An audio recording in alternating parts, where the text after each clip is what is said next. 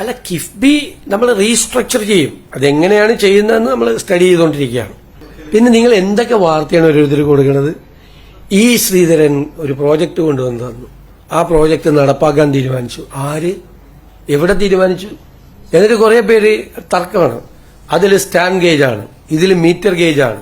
എന്നിട്ട് ഗവൺമെന്റ് എന്തിനു stand gauge approve ചെയ്തു? അദ്ദേഹത്തെ പോലത്തെ ഒരാൾക്ക് ഞങ്ങളുടെ അടുത്ത് കൊടുത്തിട്ട് ഒരു പ്രോജക്റ്റ് തന്നു, അത്രേ നടന്നുള്ളൂ. ഞങ്ങളെന്താ ചെയ്തത്? അത് സ്റ്റഡി ചെയ്യാൻ ഒരു കമ്മിറ്റി ഉണ്ടാക്കി. ഒരു റെയിൽവേ എക്സ്പേർട്ട്, ഒരു എൻവയൺമെന്റ് എക്സ്പേർട്ട്, ഒരു ഫിനാൻസ് എക്സ്പേർട്ട്. ഈ 3 ആസ്പെക്റ്റും അതിൽ പരിശോധിക്കണം.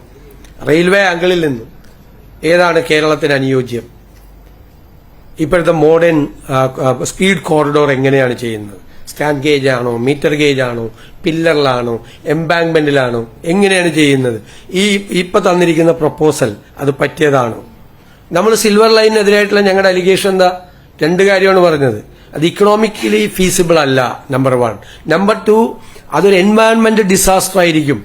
കേരളം പോലുള്ള വളരെ ക്ലൈമറ്റ് ചേഞ്ച് ഒരുപാട് പ്രശ്നങ്ങൾ ഉണ്ടാക്കിയിട്ടുള്ള ഒരു സ്റ്റേറ്റിൽ ഇതുപോലത്തെ ഏത് പ്രോജക്റ്റ് വന്നാലും ഈ ഗവൺമെന്റ് അത് പരിശോധിക്കും, അതിന്റെ എൻവയൺമെന്റ് ഇമ്പാക്ട് പരിശോധിക്കും.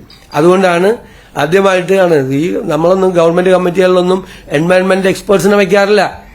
എൻവയൺമെന്റ് എക്സ്പേർട്ടിനെ കൂടി വെച്ചിട്ടാണ് ആ കമ്മിറ്റി കോൺസ്റ്റിറ്റ്യൂട്ട് ചെയ്തിരിക്കുന്നത്. വിത്തിൻ 3 വീക്സ് അവരതിന് ആ കമ്മിറ്റിയുടെ റിപ്പോർട്ട് തരും. എന്നിട്ട് ഞങ്ങളത് പഠിക്കും, എന്നിട്ട് തീരുമാനമെടുക്കും. ഈ ശ്രീധരൻ വന്ന് എന്നെ കാണണം എന്ന് പറഞ്ഞാൽ എനിക്ക് കാണണ്ടെന്ന് പറയാൻ പറ്റും. അദ്ദേഹം ഒരു റിപ്പോർട്ട് തന്നു, ഞാനത് വാങ്ങിച്ചു വെച്ചു. ഞാൻ പോലും വായിച്ചു നോക്കുന്നതിന് മുമ്പേ വാർത്ത വന്നത് ഗവൺമെന്റ് പ്രഖ്യാപിച്ചു എന്ന് പുതിയ പദ്ധതി.